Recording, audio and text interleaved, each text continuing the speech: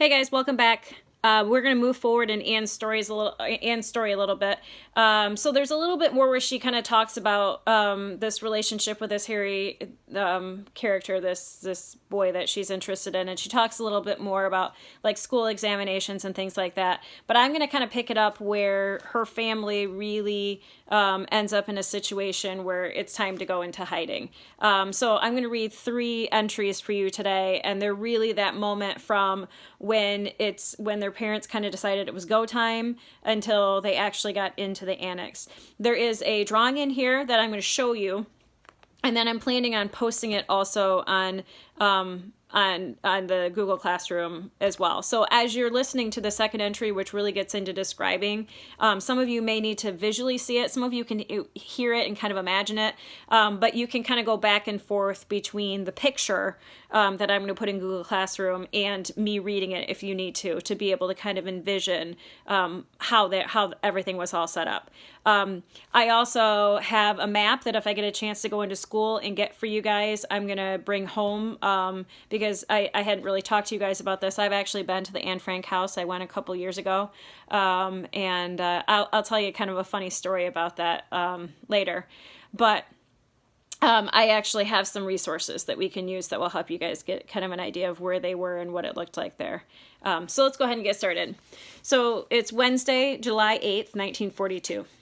Dear Kitty, years seem to have passed between Sunday and now. So much has happened. It is just as if the whole world had turned upside down. But I am still alive, Kitty, and that is the main thing, Daddy says. Yes, I'm still alive indeed, but don't ask where, how. You wouldn't understand a word, so I'll begin by telling you what happened on Sunday afternoon. At 3 o'clock, Harry had just gone, but was coming back later. Someone rang the front doorbell. I was lying lazily reading a book on the veranda in the sunshine, so I couldn't hear it. A bit later, Margot appeared in the kitchen door, looking very excited. The SS have sent a call-up notice for Daddy, she whispered. Mommy's gone to see Mr. Van Daan already. Van Daan was a friend who works with Daddy in the business. It was a great shock to me, a call-up. Everyone knows what that means. I picture concentration camps and lonely cells. Should we allow him to be doomed to this? Of course he won't go, declares Margot, while we discuss it together. Mommy has gone to the Van Daans to discuss whether we should move into the hiding place tomorrow. The Van Daans are going with us, so we shall be 7 in all. Silence. We couldn't talk anymore, thinking about Daddy, who, little knowing what was going on, was visiting some old friends in the Jodzi Invalid. Waiting for Mommy, the heat and suspense all made us very overwrought and silent. Suddenly the bell rang again. That is Harry, I said. Don't open the door. Margot held me back, but it was not necessary as we heard Mommy and Mr. Van Daan downstairs, talking to Harry. Then they came in and closed the door behind them. Each time the bell went, Margot and I had crept softly down to see if it was Daddy, not opening the door to anyone else. Margot and I were sent out of the room. Mr. Van Daan... Margot and I were sent out of the room. Mr. Van Daan wanted to talk to Mommy alone. When we were alone together in our bedroom, Margot told me that the call-up was not for Daddy, but for her. I was more frightened than ever and began to cry. Margot was 16. Would they really take girls of that age away alone? But thank goodness she won't go. Mommy said so herself. That must be what Daddy meant when he was talking about us going into hiding. Into hiding? Where would we go? In town? Or the country? In a house or a cottage? When? How? Where? These were the questions I was not allowed to ask, but I couldn't get them out of my mind. Margot and I began to pack some of our most vital belongings into a school satchel. The first thing I put in was this diary. Then hair curlers, handkerchiefs, school books, a comb, old letters. I put in all the craziest things with no idea that we were going into hiding. But I'm not sorry. Memories mean more to me than dresses. At 5 o'clock, Daddy finally arrived, and we phoned Mr. Coppice and asked if he could come around in the evening.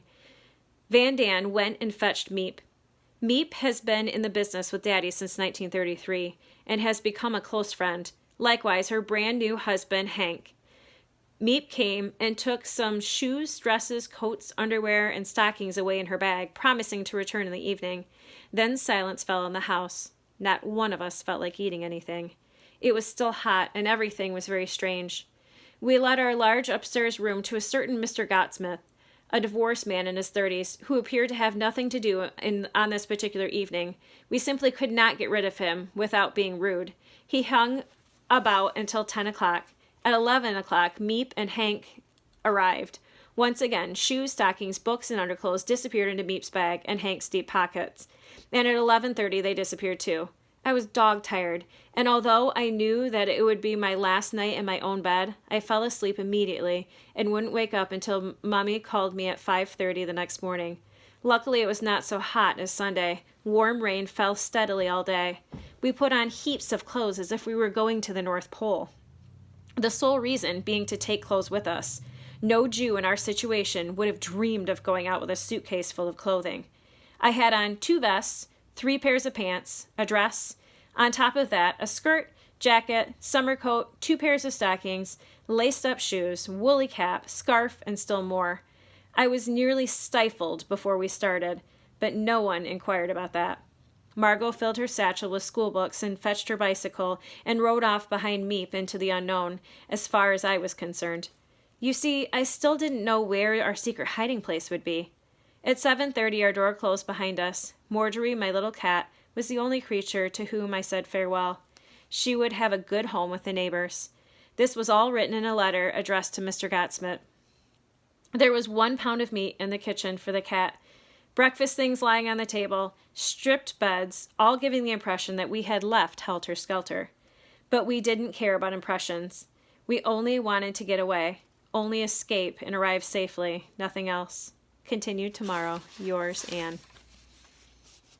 Thursday, July 9th, 1942. Dear Kitty, so we walked in the pouring rain.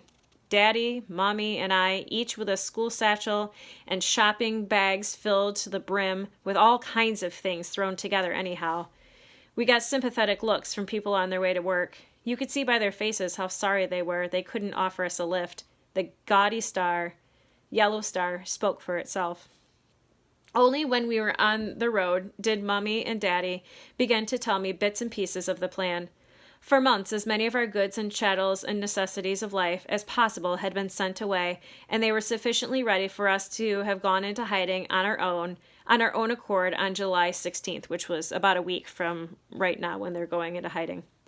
The plan had to be sped up by 10 days because of the call-up, so our quarters would not be as well organized, but we had to make the best of it. The hiding place itself would be in the building where Daddy had his office.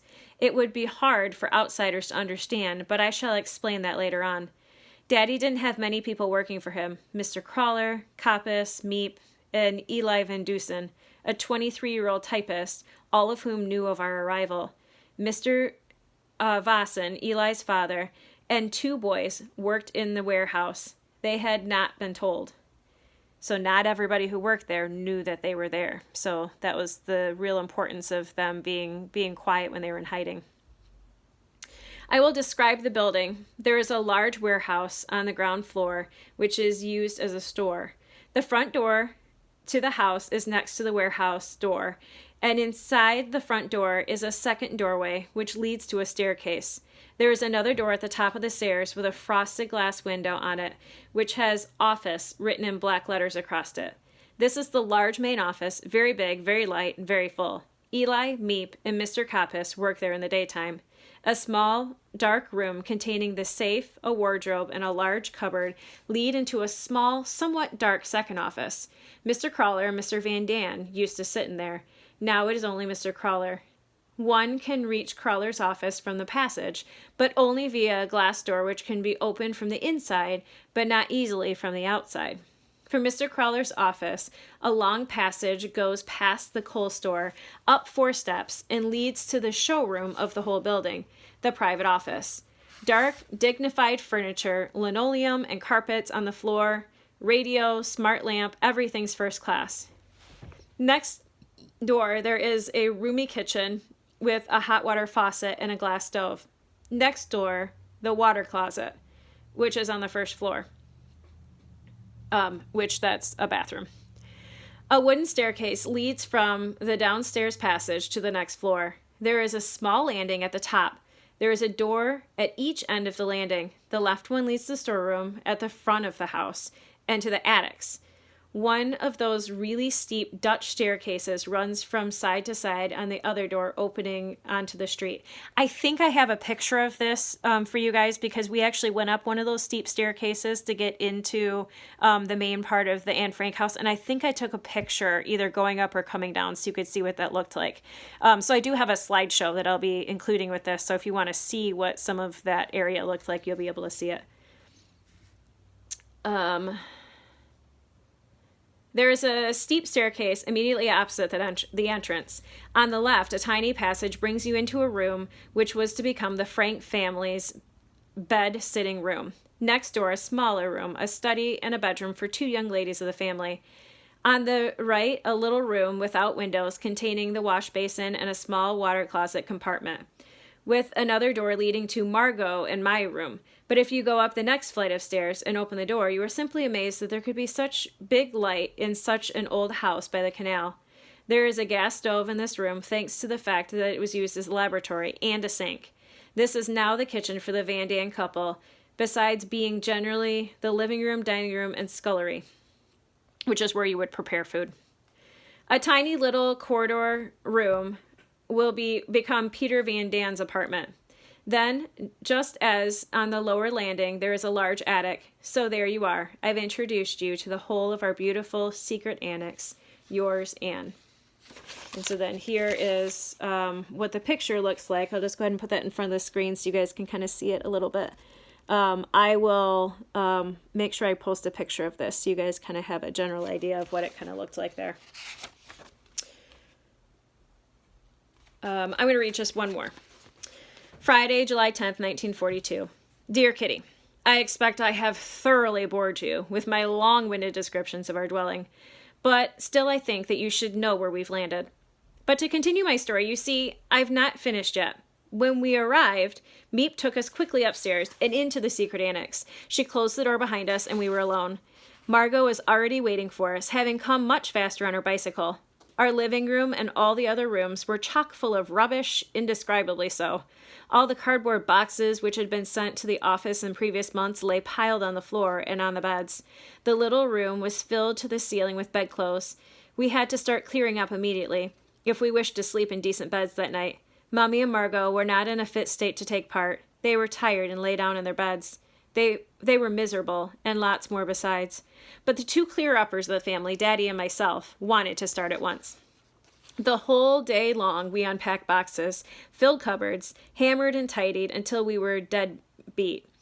We sank into clean beds that night. We hadn't had a bit of anything warm the whole day, but we didn't care. Mommy and Margot were too tired and keyed up to eat, and Daddy and I were too busy. On Tuesday morning, we went out to where we left off the day before. Eli and Miep collected our rations for us. Daddy improved the poor blackout. We scrubbed the kitchen floor and were on the go the whole day long again. So just a real quick thing about the rations. You weren't allowed at this point in time to just get whatever you wanted food-wise. This was kind of across all of Europe and then into the United States as well during World War II, where you would have ration cards, and there were certain things you were allowed to get and times where you weren't allowed to get other things. So if you think about like toilet paper right now, that's kind of how it was for them, that there were things that they weren't able to get just because they just weren't available. Let's see. I hardly had time to think about the great change in my life until Wednesday. Then I had a chance, for the first time since our arrival, to tell you about it, and at the same time to realize myself what had actually happened to me and what was going to happen. Yours, Anne. So take a couple minutes, open up your journal again, whether you're keeping it digitally or on paper, and just take down some of your thoughts. See you guys tomorrow.